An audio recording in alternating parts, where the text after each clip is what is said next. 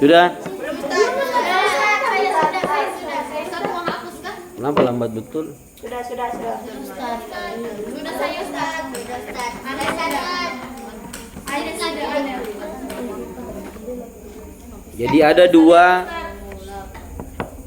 Jadi ada dua ungkapan ini, semuanya diungkapkan oleh Imam Ali.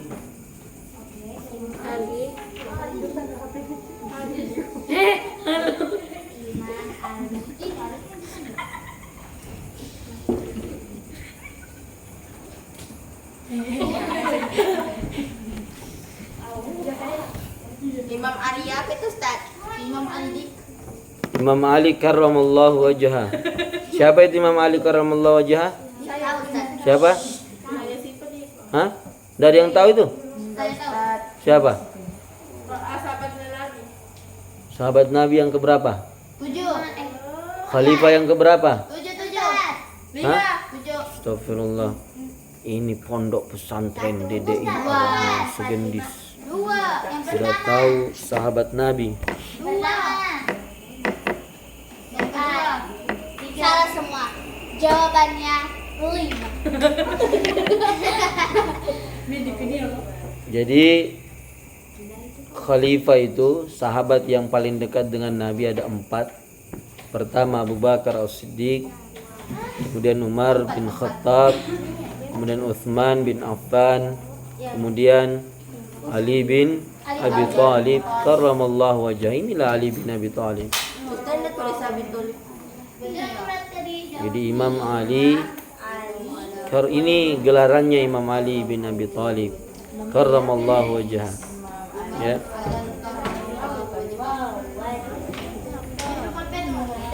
Jadi di samping beliau adalah sahabat Nabi, beliau adalah sepupu Nabi dan juga merupakan menantunya Nabi. Karena Imam Ali itu menikah dengan anaknya Rasulullah yang bernama Siti Fatimah. Di samping sepupu dia juga adalah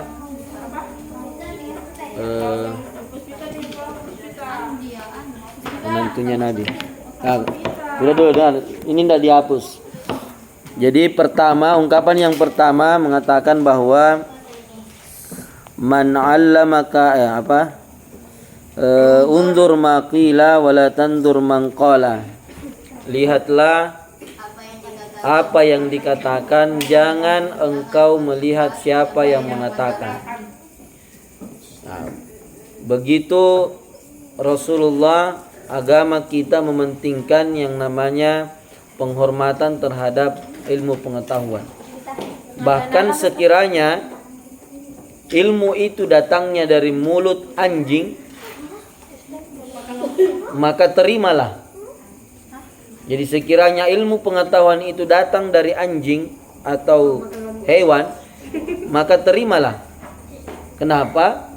Karena semua ilmu dari manapun asalnya, selama itu adalah kebenaran dan kebaikan, maka itu adalah milik Islam. Ya. Jadi jangan kamu menganggap ini dari orang kafir. Ini dari orang Kristen. Jadi ilmu itu tidak menutup siapapun yang menyampaikan, selama itu merubah kita menjadi lebih baik, maka terimalah. Ya. Makanya inilah makna dari unzur maqila wala tanzur man qala. Jadi jangan kamu sekali-kali memandang enteng orang yang menyampaikan ilmu. Misalkan ada orang yang datang di sini mungkin lebih muda dari usiamu, langsung kamu bilang, ih masih ingusan, mengajar-ngajar. Biar ingusan kalau lebih tinggi ilmunya, itu harus kita dengarkan. Ya. Jadi undur maqila wala tanzur man qala. Lihatlah apa yang dikatakan, jangan kamu melihat siapa yang mengatakan. Ya. Jadi ini harus kalian hafal supaya jadi mufradat dalam sehari-hari. Ya. Jadi anak-anak pondok itu, ya, itu dengan kata-kata ungkapan seperti ini itu adalah kalimat-kalimat yang familiar bagi anak pondok. Artinya jangan mengaku anak pondok kalau kalimat-kalimat seperti ini tidak hafal. Jangan cuma kalimat-kalimat alay yang kalian hafal. Ya. Tapi ketika ungkapan-ungkapan seperti ini tidak dihafal. Ya. Cuma kalimat-kalimat lope-lopean yang dihafal tapi tidak hafal kalimat seperti ini. Rugi kalian menjadi anak pondok. Apalagi yang namanya Darud Da'wah wal Irsyad. Ya. Jadi DDI itu tidak sembarang orang menyandang santri DDI. Kalian kalau keluar ketika ditanya dimanapun kalian, ketika ditanya santri mana dek, DDI. Apalagi kalau kamu pulang ke Sulawesi, terus kamu ditanya dari pesantren mana dek, yang DDI, orang langsung ingat guru Al-Fatihah buat guru. Karena DDI itu di pandangannya orang, ketika kamu dikatakan anak DDI, santri DDI, pasti kamu jago ngaji. Orang di pikirannya pasti jago ngaji nih dari DDI. Yang kedua, kalau dari DDI orang pasti di luar bilang pasti jago ceramah ini. Itu jadi jangan berani-berani mengatakan saya dari DDI kalau kamu belum berani untuk ceramah dan ndak berani jadi ndak berani ngaji, maksudnya ndak pintar ngaji. Jadi selama belum pintar ngaji, belum bisa menyampaikan ilmu-ilmu keagamaan, jangan bilang saya dari DDI. Karena kalau sudah bilang DDI, apalagi yang laki-laki itu, ya di sini tidak ada laki-laki. Mereka ketika mengatakan saya dari DDI, maka di masyarakat itu sudah pasti mengatakan ini bisa imam, ini bisa barazanji, ini bisa ceramah. Ya. Saya alhamdulillah berkah DDI. Saya masih kelas masih idadiah, itu sudah keliling ceramah. Padahal saya dulu itu saya menganggap diri saya mustahil bisa ceramah. Kenapa? Karena saya itu tidak pede ketika ada orang. Sampai foto raport TK saya itu menangis. Iya. Jadi foto saya di raport TK itu menangis. Karena saya kalau mau difoto menangis. Ya. Saya jangankan ketemu orang, mau difoto saja ketemu, dulu kan kamera kita itu pakai roll. Jadi sekali pencet itu terputar rollnya. Nah, jadi kalau selesai nanti itu kalau sudah full itu dicuci, bukan dicuci pakai rinso, itu dibawa ke ini tempat cuci foto. Nah, itu saya orang sudah semua, anak-anak sudah semua, saya lari sembunyi. Ya, pas didapat dikasih duduk di kursi mau difoto, saya nangis itu. Nah, sampai masuk SD pun seperti itu. Masuk SD saya diangkat sebagai ketua kelas.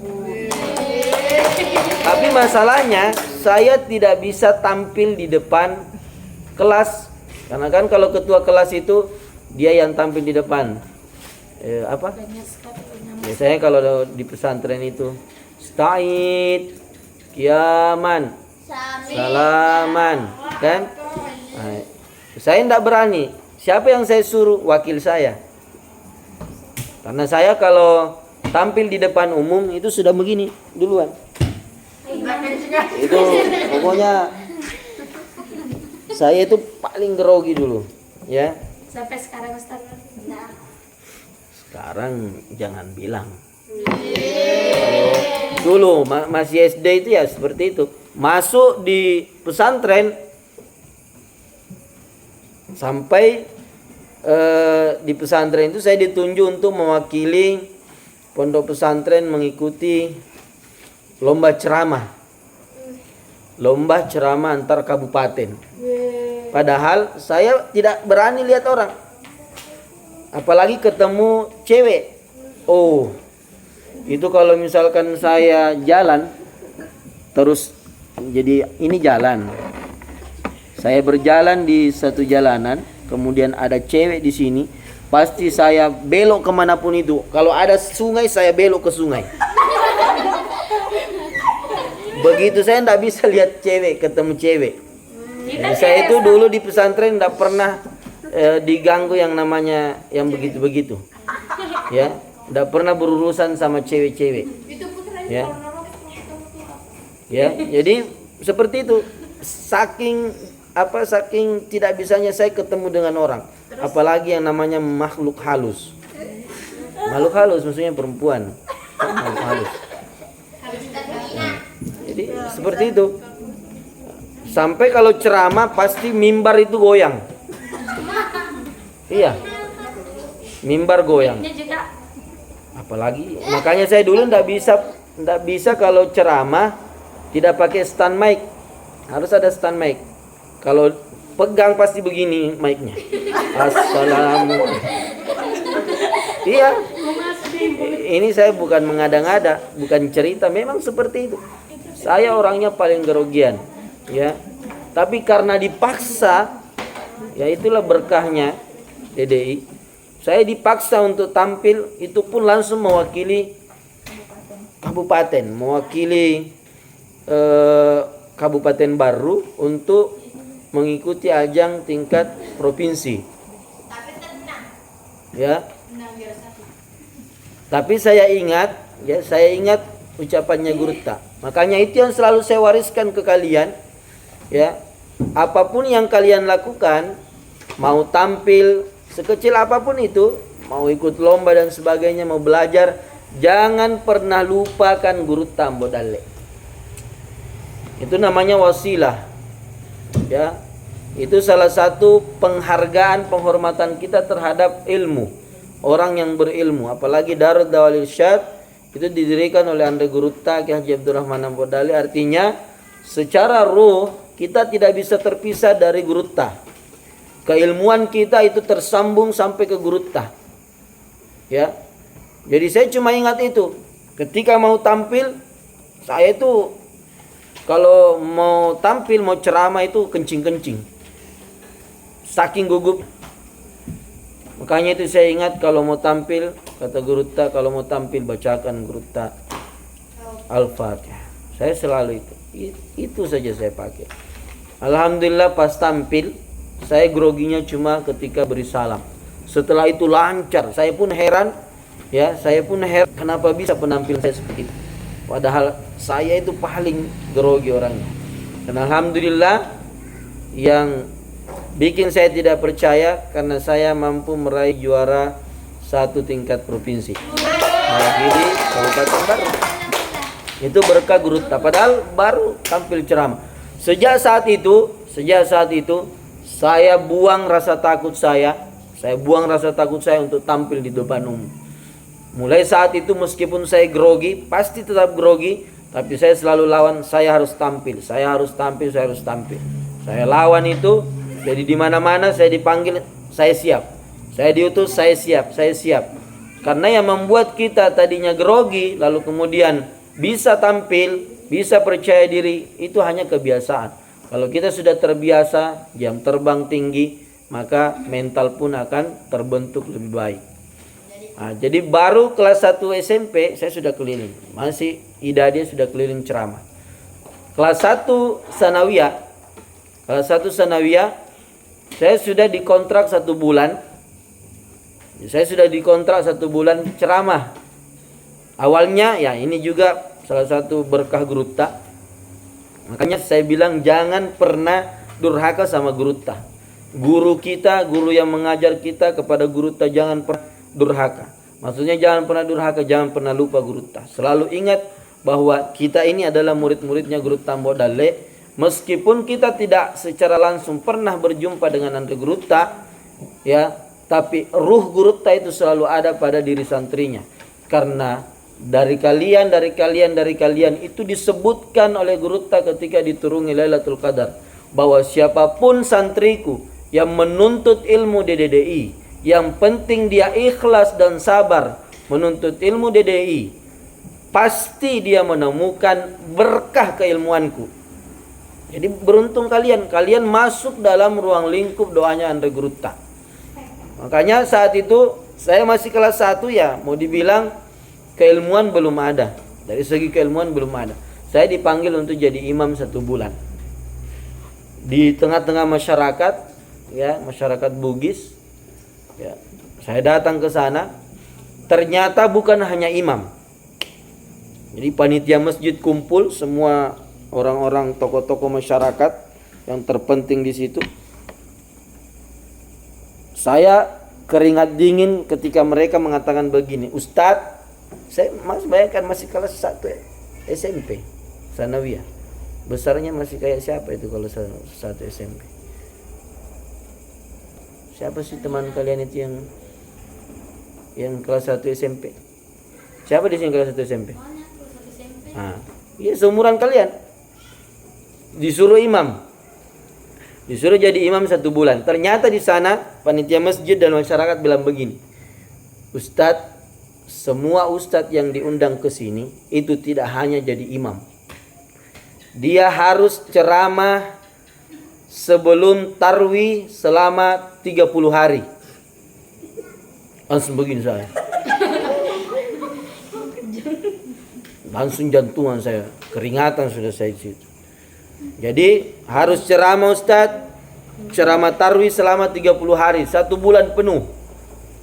Yang kedua harus ceramah subuh, pengajian, plus tanya jawab. Jadi setelah ceramah, orang tua yang hadir, jamaah yang hadir itu tanya jawab masalah fikih. Ini masih kelas 1 Sanawiyah, coba. Kira-kira kalian kalau di tengah masyarakat ditanya tentang fikih, berani? Jangankan tentang fikih. Tadi saya tanya, ada berapa sahabat Nabi? Tidak tahu. Ada 7. Ada 5. Salah Ustaz, ada apa? Coba. Makanya saya keringatan karena saya merasa belum ada apa-apa ilmu yang saya peroleh dari pondok. Ya. Jadi saya cuma datang siap imam, bukan siap ceramah. Jadi itu tadi. Ceramah tarwih 30 malam. Ceramah subuh 30 subuh. Sudah berapa konsep yang harus disiapkan? 60. Setiap Jumat wajib khutbah. Berarti setiap Jumat khutbah. Tambah Ustadz harus khutbah Idul Fitri. Saat itu saya sudah mau angkat tasku. Saya sudah mau pulang. Enggak bisa ini. Saya ini cuma datang ke sini persiapkan jadi imam. Ini disuruh ceramah 60 konsep. Tambah khutbah 64, tambah khutbah lebaran 65 konsep. Kalian saja ikut syarhil berapa konsep? Cuma 1 kan? Sudah begini-begini. Ustaz, kasih 2 konsep. Ustaz, banyak sekali Ustaz. Coba bayangkan di saat saya itu 65 konsep yang harus disiapkan. Saya tidak bawa apa-apa. Saya tidak bawa kitab juga. Tapi berkahnya Guru Ta, ya, setiap mau tampil ceramah, saya tidak ada persiapan.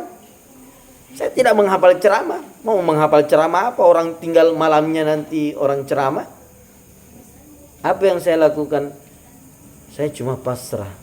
Saya mau angkat tas, saya ingat bilang, kalau saya pulang, saya mau pulang kemana? Saya mau pulang ke rumah, malu sama orang tua. Karena saya sudah terlanjur minta izin sama orang tua mau jadi imam selama 1 bulan. Dan yang kedua pasti malu pondok. Pasti panitia masjid akan menelpon ke guru tak, ini imamnya lari.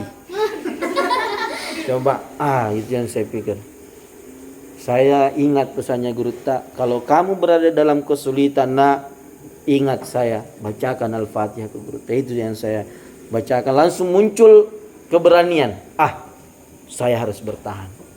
Saya harus ikuti tantangannya. Alhamdulillah setiap mau tampil saya bacakan nanda guru tak Al-Fatihah. Kenapa di setiap saya ceramah itu mulut saya tiba-tiba bicara tanpa henti, seakan-akan bukan saya yang bicara.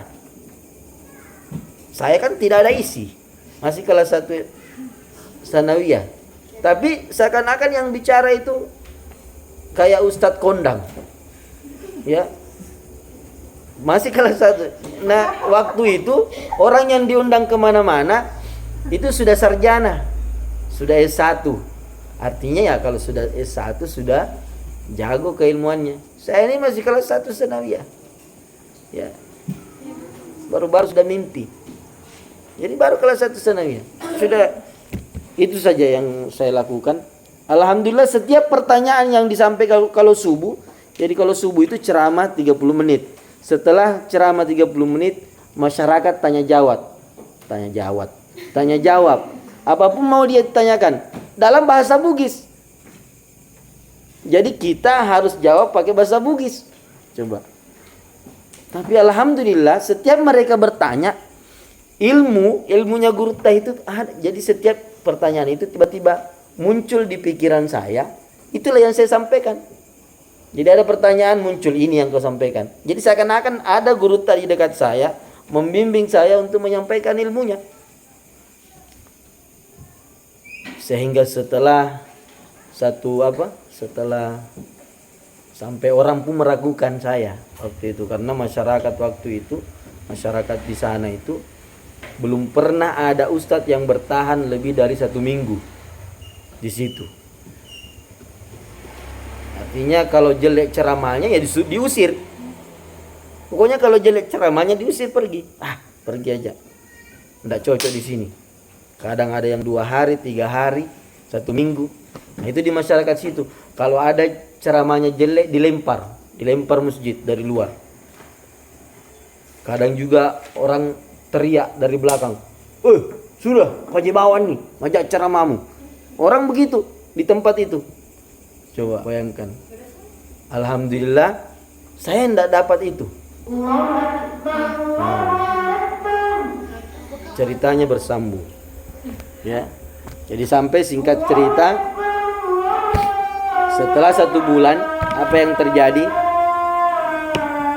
Masyarakat mengantar saya, berapa yang antar saya pulang ke rumah. Sampai orang tua saya kaget. Saya bilang, "Mak, ada banyak masyarakat yang antar ke kampung." Mama saya bilang, paling 1 mobil yang antar. Jadi di Sulawesi itu begitu, kalau mau pulang ustadznya diantar. Berapa mobil yang antar saya pulang? Itu pun pakai mobil bupati.